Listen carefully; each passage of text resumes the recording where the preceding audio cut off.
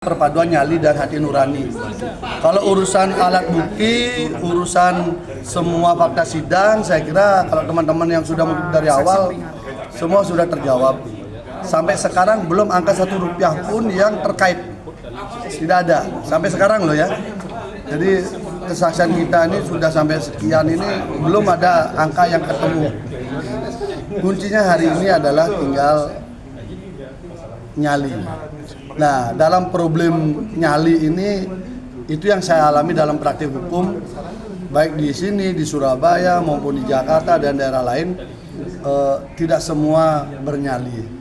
Karena apalagi ada adagium begini, kalau saya bebasin kasus korupsi, nanti saya yang diperiksa. Itu ada beberapa hakim pernah cerita begitu. Mudah-mudahan hakim yang di sini tidak. Kenapa?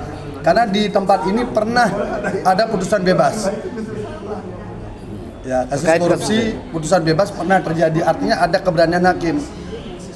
Mudah-mudahan ini juga sama gitu. Ini kan urusan keberanian. Kalau urusan fakta hukum, alat bukti sudah selesai. Menurut hakim ini berani apa enggak? Kan hakimnya ada 5. Ya.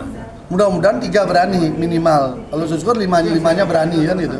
Tapi kalau hanya 2 berani, 3 takut kan beda lagi nanti. Jadi harapan kami dengan ada 5 orang kan rasa keberanian lebih tinggi. Biasanya kan begitu kalau orang Indonesia ini kan, kalau semakin banyak semakin berani kan begitu, semakin sedikit semakin ragu-ragu. Ya mudah-mudahan dengan hakimnya kan 5 nih. Jadi saya kira maksimal lah. Mudah-mudahan dengan itu. Total berapa saksi sekarang? Udah 28 berarti ya? 28, 29. Belum muncul, kita malah ngejar kan?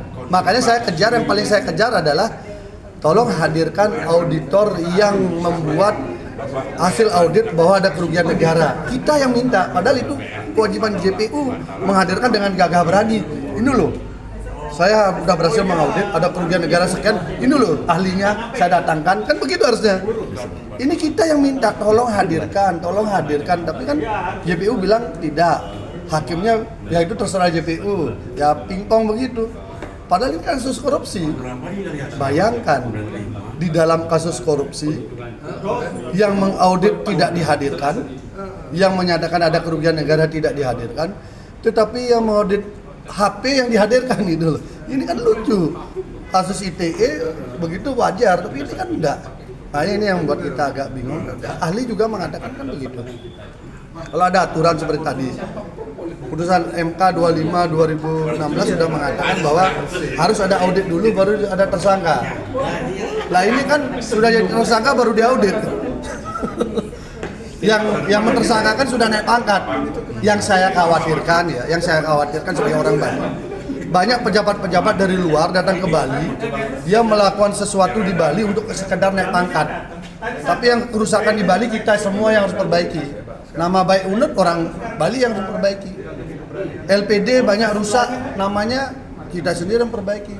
Padahal jujur kalau saya sampai sekarang mengatakan LPD itu bukan kasus korupsi. Uang adat sama uang negara kan beda. Itu tetap harusnya tidak pidana umum dia.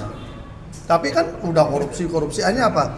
Ketika kejaksaan atau polisian dikasih target harus dalam setahun sekian kasus korupsi, bukan korupsi yang besar dicari. Mestinya kan kalau korupsi yang besar kan yang ratusan miliar. Kan ada proyek-proyek gitu di Bali. Yang kan ada juga proyek-proyek begitu. Itu yang dicari. Ya LPD yang sedikit itu dibawa ke korupsi kan sayang. Nama LPD jadi rusak. Apakah itu termasuk pembodohan hukum? Apakah itu termasuk pembodohan hukum? Ya, saya kira salah tempat, dan saya herankan kenapa gubernur dan DPRD Bali tidak mencari solusi menyelesaikan itu untuk LPD ya. LPD harus segera diselesaikan, itu bukanlah kasus korupsi, tapi penggelapan, pidana umum lah. Karena di Undang-Undang Keuangan Mikro pun LPD sudah diakui gitu loh. Tetapi uangnya itu kan uang adat, uang masyarakat adat, bukan uang negara. Ini saya kira memang harus segera dikelirkan, kasihan itu.